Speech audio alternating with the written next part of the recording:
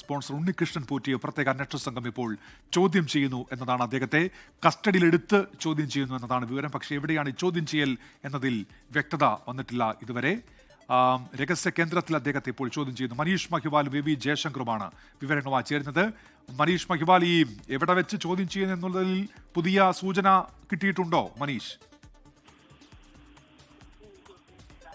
ജില്ലയിൽ തന്നെ ഉണ്ണികൃഷ്ണൻ പോറ്റി ഉണ്ട്. അവിടെ വെച്ചാണ് ഉണ്ണികൃഷ്ണൻ പോറ്റിയെ വിശദമായി ചോദ്യം ചെയ്തത്. ഒപ്പം തന്നെ ഉണ്ണികൃഷ്ണൻ പോറ്റിയെ നേരത്തെ തന്നെ ആദ്യഘട്ടത്തിൽ വിജിലൻസിന്റെ അന്വേഷണം, ദേവസ്വം വിജിലൻസ് നടത്തിയ അന്വേഷണത്തിൽ ഉണ്ണികൃഷ്ണൻ പോറ്റി ചില കാര്യങ്ങൾ പറഞ്ഞിരുന്നു. അതായത് ഉണ്ണികൃഷ്ണൻ മൊഴി നൽകിയിരുന്നു. ആ മൊഴിയുമായി ബന്ധപ്പെട്ട ചില ആളുകൾ, അതായത് ഉണ്ണികൃഷ്ണൻ പോറ്റിയുമായി ബന്ധപ്പെട്ട ചില ആളുകളുടെ മൊഴി ഉണ്ണികൃഷ്ണൻ പോറ്റിയെ കസ്റ്റഡിയിൽ എടുക്കുന്നതിന് മുൻപ് അന്വേഷണ സംഘം ആരാഞ്ഞിരുന്നു. അത്തരം മൊഴികൾ, ഒപ്പം തന്നെ ഉണ്ണികൃഷ്ണൻ പോറ്റിക്കെതിരായ തെളിവുകളൊക്കെ തന്നെ നിലവിൽ അന്വേഷണ സംഘം ഹൈദരാബാദിലും ചെന്നൈ സ്മാർട്ട് ക്രിയേഷൻസിലൊക്കെ തന്നെ എത്തി അവിടെ നിന്ന് നേരിട്ടും അല്ലാതെയും കളക്ട് ചെയ്തിട്ടുണ്ട്. അങ്ങനെ അത്തരം തെളിവുകൾ, ഒപ്പം തന്നെ ഉണ്ണികൃഷ്ണൻ പോറ്റിയുടെ ഇതിനോടകം തന്നെ മൊബൈൽ ഫോൺ ടവർ കേന്ദ്രീകരിച്ച് ഉണ്ണികൃഷ്ണൻ പോറ്റി ആരോഗ്യത്തിനെ വിളിച്ചു എന്നടക്കമുള്ള തെളിവ് ശേഖരണം നടത്തിയിട്ടുണ്ട്. ഇത്തരം കാര്യങ്ങൾ കൈവശം വെച്ചതിന് ശേഷമാണ് ഉണ്ണികൃഷ്ണൻ പോറ്റിയെ കസ്റ്റഡിയിലെടുക്കാൻ തീരുമാനിച്ചത്. അതായത് ഉണ്ണികൃഷ്ണൻ പോറ്റിയെ അങ്ങോട്ടേക്ക് എത്തി പോലീസ് ഈ അന്വേഷണ സംഘം കസ്റ്റഡിയിൽ എടുക്കുകയായിരുന്നില്ല. ഇന്ന് തിരുവനന്തപുരത്ത് എത്താൻ ആവശ്യപ്പെടുകയും ഇന്ന് തിരുവനന്തപുരത്ത് വീട്ടിലെത്തുകയും ഉച്ചയ്ക്ക് മുൻപ് തന്നെ ഉണ്ണികൃഷ്ണൻ പോറ്റി അന്വേഷണ സംഘത്തിന്റെ പക്കലേക്ക് എത്തി. പക്ഷേ അവിടെ നിന്നും മറ്റൊരു സ്ഥലത്തേക്ക്, അതായത് ഉണ്ണികൃഷ്ണൻ പോറ്റി പോലും അറിയാതെ മറ്റൊരു സ്ഥലത്തേക്ക് ഉണ്ണികൃഷ്ണൻ പോറ്റിയെ കൊണ്ടുപോവുകയായിരുന്നു. പേരൂർക്കടയിലെ പോലീസ് ക്യാമ്പിലേക്ക് എത്തിച്ചിരുന്നു എന്ന വിവരം ലഭ്യമായിട്ടുണ്ട്. ഉച്ചയോടുകൂടി തന്നെ പേരൂർക്കട പോലീസ് ക്യാമ്പിൽ എത്തിച്ചിരുന്നു. പക്ഷേ അവിടെ നിലവിലില്ല. അവിടെ നിന്ന് എങ്ങോട്ടേക്ക് കൊണ്ടുപോയി എന്ന കാര്യം അടക്കം അറിയേണ്ടതുണ്ട്. 7 അംഗ സംഘം ഉണ്ടായിരുന്നു ഈ ഉണ്ണികൃഷ്ണൻ പോറ്റിയെ കസ്റ്റഡിയിൽ എടുക്കുന്ന സമയത്ത് എന്ന വിവരം കൂടി ലഭ്യമായിട്ടുണ്ട്.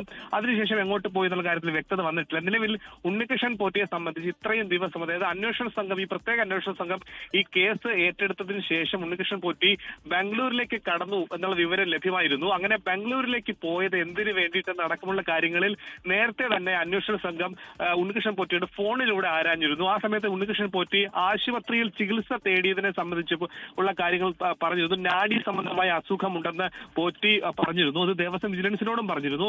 ബംഗളൂരു ഒരു പ്രശസ്ത ആശുപത്രിയിൽ ചികിത്സ ഇടയ്ക്കിടയ്ക്ക്, അതായത് മാസത്തിൽ 2 തവണ ഈ ആശുപത്രിയിൽ പോകണം, അതിന്റെ ഭാഗമായി പോയതാണെന്നാണ് പറയുന്നത്. പക്ഷെ നിലവിൽ ഉണ്ണികൃഷ്ണൻ പോറ്റി ഇത്രയും ദിവസത്തിനിടയിൽ പല ആളുകൾ, അതായത് ഈ വിവാദം, സ്വർണ്ണ കവർച്ച വിവാദം ഉണ്ടായതിനു ശേഷം ദേവസ്വം ജീവനക്കാർ അല്ലെങ്കിൽ ദേവസ്വം ബോർഡുമായി ബന്ധപ്പെട്ട് നിൽക്കുന്ന പല ആളുകളെ വിളിച്ചതായി, ഒപ്പം തന്നെ ഈ സ്മാർട്ട് ക്രിയേഷൻസിലെ പല ആളുകളുമായി ബന്ധപ്പെട്ടതിലൊക്കെ തന്നെ സൂചന ലഭിച്ചിട്ടുണ്ട്. അങ്ങനെയെങ്കിൽ ഉണ്ണികൃഷ്ണൻ പോറ്റി എന്തിനു വേണ്ടിയിട്ടാണ് ഇവരെ വിളിച്ചതും തെളിവ് നശിപ്പിക്കലിന്റെ ഭാഗമായിട്ടാണോ, അല്ലെങ്കിൽ ഈ അന്വേഷണത്തെ വഴിതെറ്റിക്കാനോ അന്വേഷണത്തിന്റെ ഭാഗമായി ഏതൊക്കെ തരത്തിൽ നീങ്ങണമെന്ന കാര്യത്തിലൊക്കെ തന്നെ ഉപദേശം ലഭിക്കാനാണോ എന്ന കാര്യത്തിലൊക്കെ അന്വേഷണ സംഘം നിലവിൽ ആ നിഗമനത്തിലേക്ക് എത്തിയിട്ടുണ്ട്. എന്താണെങ്കിലും ഉണ്ണികൃഷ്ണൻ പോറ്റിയെ സംബന്ധിച്ചുള്ള ഒട്ടേറെ തെളിവുകൾ ഇതിനോടകം തന്നെ ശേഖരിച്ച ശേഷമാണ് ഇയാളെ കസ്റ്റഡിയിലെടുത്ത ശേഷം ഇപ്പോൾ കേന്ദ്രത്തിൽ വെച്ച് വിശദമായി ചോദ്യം ചെയ്ത് വരുന്നത്.